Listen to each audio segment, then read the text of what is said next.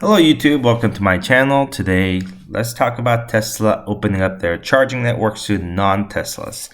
This isn't a new news since Elon did tweet about this last year about doing so. Here's the news. I mean, do we all understand this properly? You know, starting sometime later this year, you don't need one of those other EV networks that I named. You can just drive up any EV you have, a Ford, whatever it is, and use Tesla's charging network. Theoretically, I mean, we don't have more details than that. This was sent out by Elon Musk in a tweet where he said, yes, the supercharger network will be open to other EVs later this year. But we don't know exact timing. We don't know what the pricing will be for other EVs that are charging at supercharger sites. So that remains to be seen. And I know you said in the introduction there, Kelly, that, look, they're giving up one of the key advantages behind Tesla. You could also flip this around and say it could still be a huge advantage because they've got a great footprint. They've got great locations, not only here in the U.S., but around the world. And if you are another EV owner, you might say, okay, I'll go to Tesla. And this could be another revenue stream for Tesla as people are charging up their electric vehicles, even if they're not Teslas, at a supercharger site. You know, Tim, I wonder if they're not so much giving up their own advantage, but actually increasing the advantage that they have. Because currently, if their chargers are exclusive to Tesla, that means everybody else who drives one has to go charge it somewhere else. Well, now all of a sudden, if you can use a Tesla charger, you don't have to go charge it somewhere else. Wouldn't that be a big problem for the EV charging names?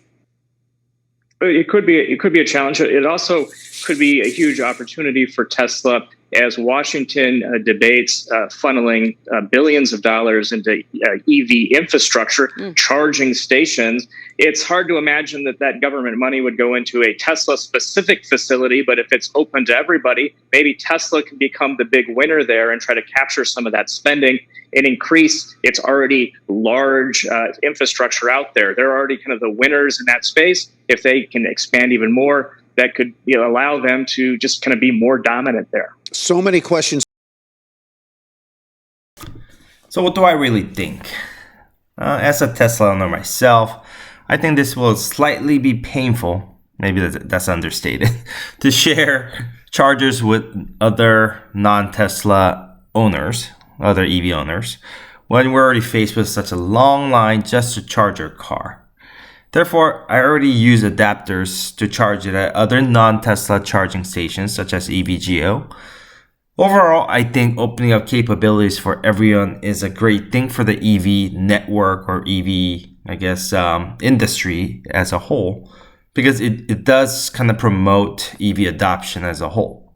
So after all, people who drive EV's biggest concern is the range anxiety and overall charging experience. So I think over time, if we can consolidate type of charger that we can use instead of using all these adapters, I think it might improve overall EV experience as a whole.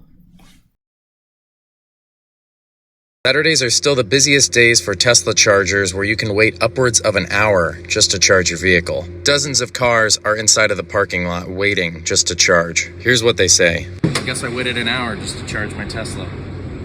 According to Autolist.com's annual electric vehicle survey, range anxiety and lack of charging stations are among consumers' top worries. All right, so that wraps up my video for the day, but I wanted to show you how Tesla is showing off their reliability of the huge charging network via their new and latest commercial. Anyway, make sure to hit that like and subscribe button for more contents like this, and see you guys next time. Intended for longer distance travel. They're also important for peace of mind. Our current uptime for the network is over 99%. We also have a very large service organization that is responsible for, in real time, monitoring all of the equipment across the network and going out and fixing things constantly, from component replacements to firmware and software upgrades. All of our sites are 24/7 accessible, is super important for driving forward EV adoption.